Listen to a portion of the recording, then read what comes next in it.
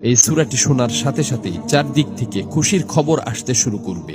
এই সূরাটি মূলত তারাই শুনবেন যারা খুবই অভাবে আছেন, কষ্টে আছেন, কোনোভাবেই যাদের মনের আশা পূরণ হচ্ছে না, যারা গরিবি দূর করতে চান, ঋণ পরিশোধ করতে চান, এবং যারা চাকরি হারিয়ে দিশেহারা হয়ে পড়েছেন, কোনোভাবেই কোনো মাধ্যম খুঁজে পাচ্ছেন না। আজকের এই গুরুত্বপূর্ণ সূরাটি শুধুমাত্র তাদের জন্যই। কষ্ট করে সূরাটি আপনারা মনোযোগ দিয়ে প্রথম থেকে শেষ পর্যন্ত শুনুন। ইনশাআল্লাহ এই সূরাটি শোনার উসিলায় আপনাদের সকল অভাব অনটন গায়েব থেকে দূর হয়ে যাবে, সকল ঋণ পরিশোধের ব্যবস্থা হয়ে যাবে, মনের সকল অপূর্ণ আশা আকাঙ্ক্ষাগুলো পূরণ হয়ে যাবে। আপনি যা চাইবেন সাথে সাথে তাই কবুল হবে ইনশাআল্লাহ। প্রিয় বন্ধুরা, আল্লাহ পাক চাইলে সবকিছুই সম্ভব। এজন্য আল্লাহ তাআলার কোরআন মাজিদের সর্বশ্রেষ্ঠ এই সূরাটি শুনতে শুনতে আপনার মনের সকল নিয়ত, মনোবাসনা ও জীবনের সকল চাওয়াগুলো আল্লাহ তাআলার কাছে মনে মনে দোয়ার মাধ্যমে তুলে ধরবেন। আল্লাহ চান তো মুহূর্তেই আপনার জীবনটা পরিবর্তন হয়ে যাবে। প্রিয় বন্ধুরা, জীবনে তো অনেক প্রচেষ্টাই করেছেন, একবার না হয় কোরআন মাজিদের এই সূরাটির উপর বিশ্বাস রেখে প্রথম থেকে শেষ পর্যন্ত শুনলেন। এই সূরাটি শোনার পর আপনি নিজেই বাধ্য হবেন আমার জন্য দোয়া করতে। এই সূরাটি এখন পর্যন্ত লক্ষ লক্ষ কোটি কোটি মানুষ শুনেছে এবং সকলের ভাগ্য অলৌকিকভাবে পরিবর্তন হয়ে গেছে। আমার কথা বিশ্বাস হচ্ছে না? তাহলে সূরাটি একবার শুনেই দেখুন।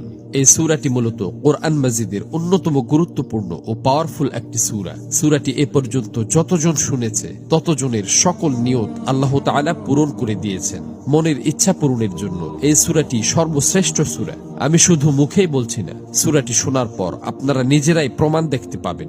এজন্য কোরআন মাজিদের উপর বিশ্বাস রেখে দ্রুত সূরাটি একবার শুনে নিন। ইনশাআল্লাহ সাথে সাথেই রেজাল্ট পাবেন।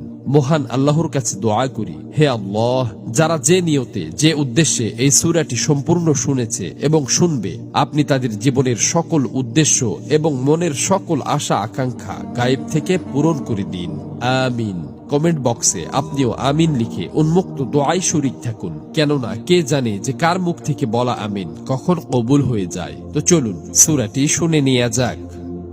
أعوذ بالله من الشيطان الرجيم بسم الله الرحمن الرحيم